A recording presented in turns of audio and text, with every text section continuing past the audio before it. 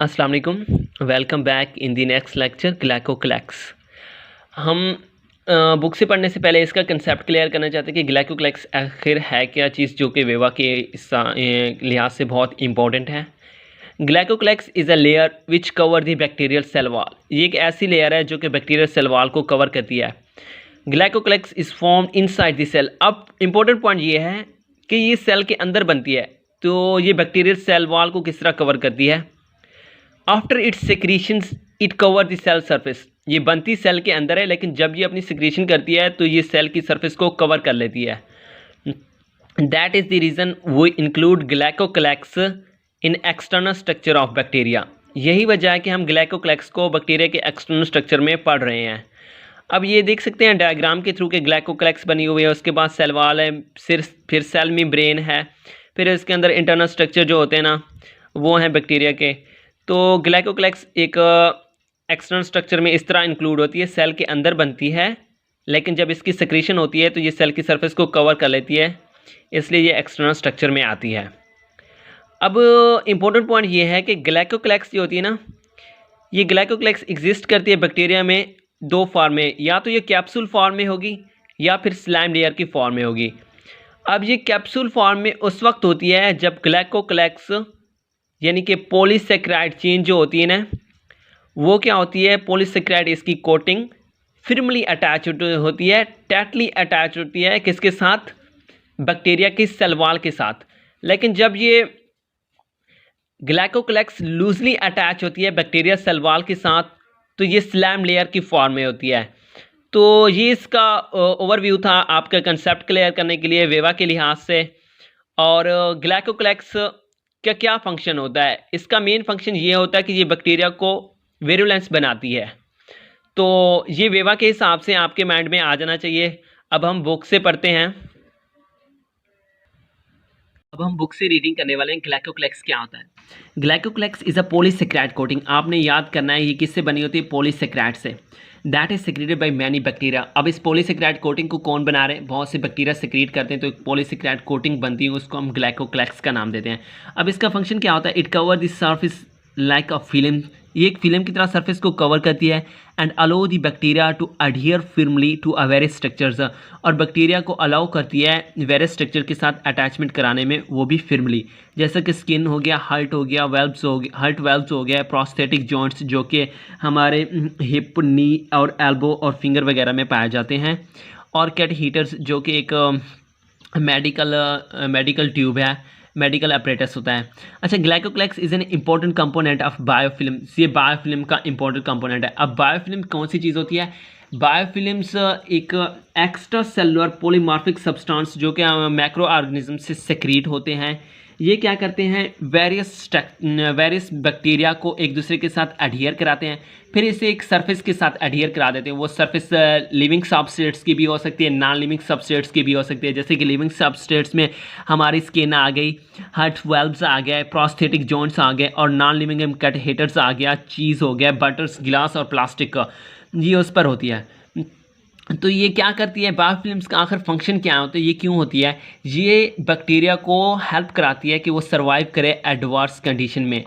अब ये जो बैक्टीरिया होते हैं ना, अगर आप इनको किल करना चाहें और वो बायोफिल्म्स में हो तो आप एंटीबायोटिक्स यूज़ करें। आपने बैक्टीरिया को किल करना है और वो किस में है, बायोफिल्म में है, तो उसको किल करना डिफ़िकल्ट होता है। कितना डिफ़िकल्ट होता है, it is 200 time difficult to kill a bacteria which is in biofilm.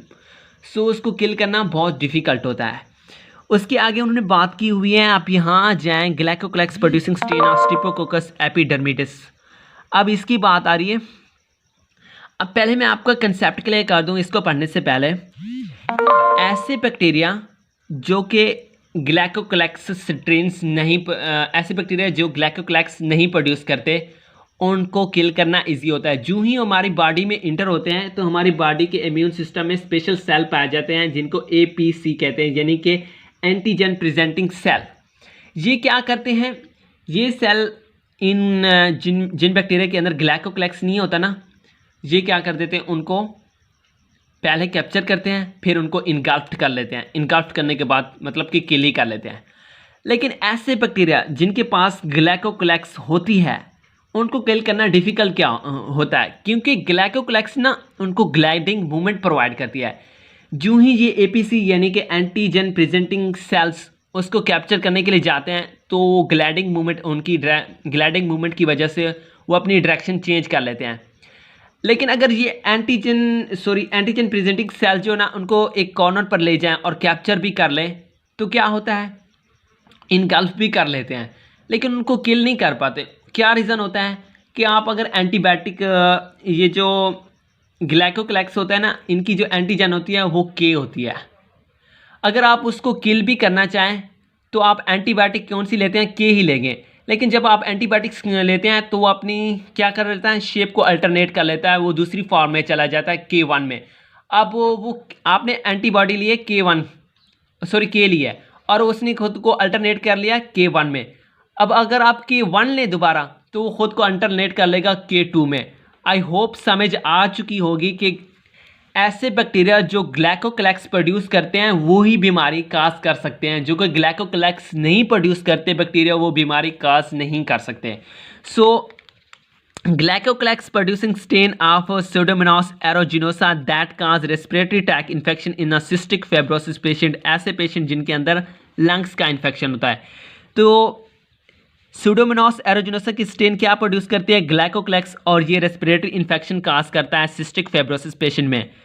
And इसके बाद होता है स्टिफ्लोकोकस एपिडर्मिडिस एंड वर्डियन स्टिफ्लोकोकाई। इनकी स्ट्रेन्स भी क्या करती हैं, प्रोड्यूस करती हैं ग्लाइकोक्लैक्स, और ये क्या करते हैं, एंडोकार्डिटिस काज करते हैं। एंडोकार्डिटिस मीन यानी कि इन्फ्लेमेशन हो जाना हार्ट की इनर लेयर का, जिसे हम एंडोकार्डियम कहते हैं, उसका इन्फ्लेमेशन, उसमें इन्फ्लेमेशन हो जाना। इसके अलावा the glycocalyx also mediate the adherence of strain bacteria. ये स्टेन बैक्टीरिया को अटैच करती है at the surface of teeth. Glycocalyx क्या करती है, कुछ ऐसे बैक्टीरिया होते हैं जिनको अटैच कराती है सरफेस ऑफ टीथ पर। तो जब ये अटैच होते हैं तो उधर ये क्या काम करते हैं, this play important role in the formation of plaque. आप इसको किस तरह पढ़ेंगे, प्लैक, इसकी प्रोनाउंसिएशन प्लैक में आती है, आप इसे प्लैक कहेंगे। तो ये एक पीले रंग का हमारे दांतों पर बन जाता है, ये ग्लाइकोक्लैक्स करा देती है। और ये कौन सा बैक्टीरिया होता है, स्ट्रिप्टोकोकस म्यूटेंस। ये स्ट्रिप्टोकोकस म्यूटेंट बैक्टीरिया होता है जो हमारे दांतों पर एक पीले रंग का कलर बन जाता है, वही करा रहा होता है। आई होप आपको लेक्चर समझ आ गया होगा और वाइवा के लिहाज से भी क्लियर हो गया होगा। अगर आपको ये वीडियो अच्छी लगे तो लाइक ज़रूर कीजिएगा और इससे हम मोटिवेट होते हैं कि हम न्यू वीडियो बनाएं।